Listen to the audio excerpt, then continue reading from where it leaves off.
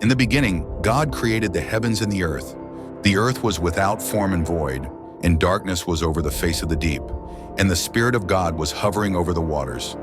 And God said, "Let there be light," and there was light. God saw that the light was good, and he separated the light from the darkness. God called the light day, and the darkness he called night. And there was evening, and there was morning, the first day. And God said, "Let there be a vault between the waters to separate water from water." So God made the vault and separated the water under the vault from the water above it. And it was so. God called the vault sky. And there was evening, and there was morning, the second day. And God said, "Let the water under the sky be gathered to one place, and let dry ground appear." And it was so. God called the dry ground land, and the gathered waters he called seas.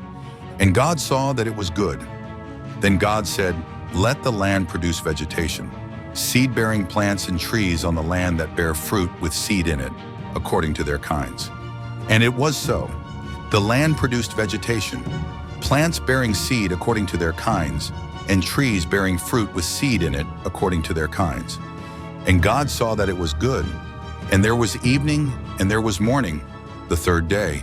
And God said, "Let there be lights in the vault of the sky to separate the day from the night, and let them serve as signs to mark sacred times and days and years, and let them be lights in the vault of the sky to give light on the earth." And it was so. God made two great lights, the greater light to govern the day, and the lesser light to govern the night. He also made the stars. God set them in the vault of the sky to give light on the earth, to govern the day and the night, and to separate light from darkness. And God saw that it was good. And there was evening, and there was morning, the fourth day. And God said, "Let the water teem with living creatures, and let birds fly above the earth across the vault of the sky." So God created the great creatures of the sea, and every living thing with which the water teems, and that moves about in it, according to their kinds, and every winged bird according to its kind. And God saw that it was good.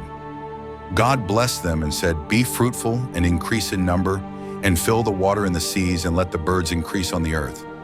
And there was evening, and there was morning, the fifth day.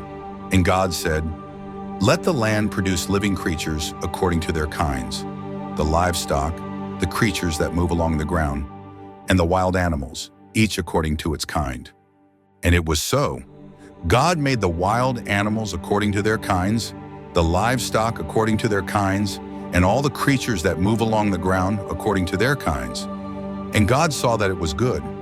Then God said, "Let us make mankind in our image, in our likeness, so that they may rule over the fish in the sea and the birds in the sky, over the livestock and all the wild animals, and over all the creatures that move along the ground."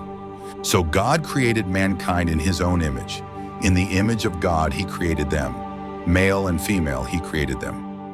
God blessed them and said to them, "Be fruitful and increase in number. Fill the earth and subdue it. Rule over the fish in the sea and the birds in the sky, and over every living creature that moves on the ground." Then God said, "I give you every seed-bearing plant on the face of the whole earth, and every tree that has fruit with seed in it. They will be yours for food. And to all the beasts of the earth, and all the birds in the sky, and all the creatures that move along the ground, everything that has the breath of life in it, I give every green plant for food." And it was so. God saw all that he had made, and it was very good. And there was evening, and there was morning, the sixth day.